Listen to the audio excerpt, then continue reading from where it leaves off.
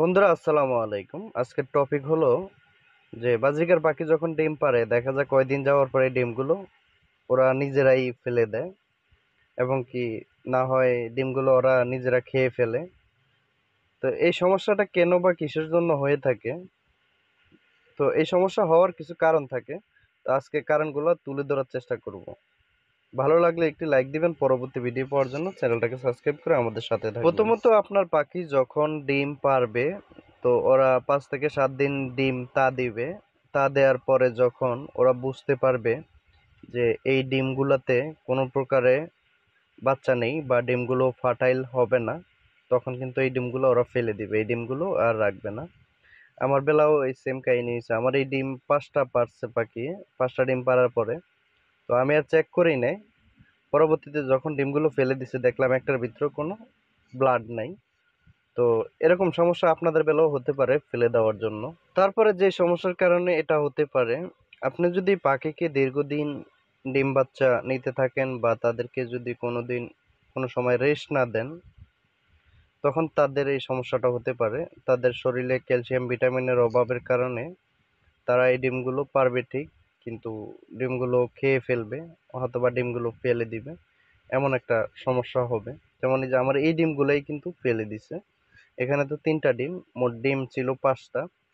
5টা হওয়ার পরে 2-3 দিন তা দিছে। তা দেওয়ার পরে দেখলাম এই ডিমগুলো ওরা সম্পূর্ণ ফেলে দিয়েছে। অনেক সময় দেখা যায় আপনি দীর্ঘদিন যাবৎ তাদের কাছ থেকে ডিম বাচ্চা নিয়েছেন, কিন্তু তাদেরকে কোনো প্রকারের মেডিসিন বা কোনো প্রকারের রেস্ট আপনি তাদেরকে দেন না।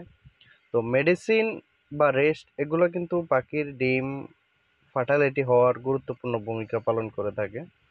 আপনি যদি তাদেরকে 1 মাস রেস্ট দিয়ে থাকেন, এই 1 মাসের শরীরের এনার্জি, ক্যালসিয়াম এগুলো শরীরের ভিতরে জমা থাকে, তখন কিন্তু তারা ডিম বাচ্চা করে তাদের আগ্রহ থাকে।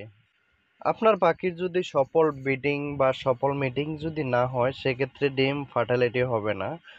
আর ডিম যদি আপনার পাখি পেড়েও থাকে কিন্তু এই ডিম থেকে বাচ্চা ফুটবে না। আর এই ডিম থেকে যদি বাচ্চা না ফোটে, সেটা একমাত্র পাকিয়ে জানবো যে ডিমগুলো বেকার আমি তা দিচ্ছি। যখন এরকম কিছু ওই পাখিগুলোই বুঝতে পারবো, তখন কিন্তু এই ডিমগুলো সে হয়তো বা খেয়ে ফেলবে, তা না হলে এই ডিমগুলো সে হাড়ের বাহিরে ফেলে দিবে।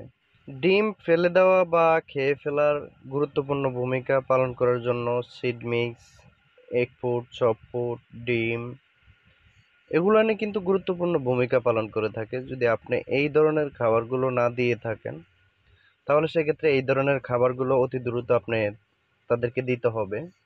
কারণ এই ধরনের খাবারগুলোতে প্রচুর পরিমাণে ভিটামিন, ক্যালসিয়াম, মিনারেল থাকে। সেক্ষেত্রে আপনার পাখিকে ডিম ফার্টালিটি হওয়ার জন্য খুবই সহযোগিতা করবে। ডিম যে ওরা খেয়ে ফেলে, আপনি যদি এই ধরনের খাবারগুলো তাদেরকে প্রোভাইড করে থাকেন, সেক্ষেত্রে আপনি 100% নিশ্চিত থাকতে পারেন যে আপনার পাখি থেকে আর এই ধরনের আচরণ আপনি পাবেন না। কারণ পাখি যদি ফিট থাকে, ডিম বাচ্চা ফিট থাকে, তাহলে এই ধরনের সমস্যা আর হবে না।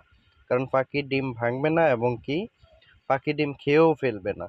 তো আশা করি এই ভিডিওতে যেই ধরনের তথ্যগুলো আপনাদেরকে দেওয়া হয়েছে, এই তথ্য যদি আপনারা মেনে চলেন, তাহলে আপনাদের পাখি এই সমস্যাটা হবে না।